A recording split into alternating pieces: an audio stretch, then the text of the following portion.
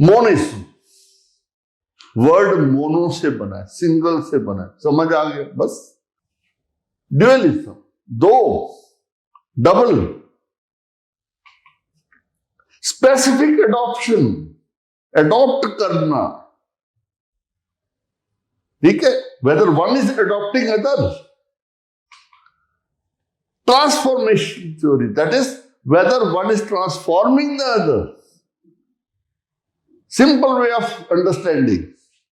And delegation, is there any delegation from one to another? Monism means they are putting both international law and municipal law as one set of law. And that is where we see this kind of overlapping. Single set, single principles. Right? In dualism, both are separate. That's why dual. The next theory, specific adoption theory, can only be applied in the area of municipal law if municipal law expressly allows or adopts it. Thus, view is generally followed by states in respect of international treaties. When municipal law says, okay, we adopt this. I gave you the example of TRIPS agreement or even ancestral model law or WTO as we mentioned.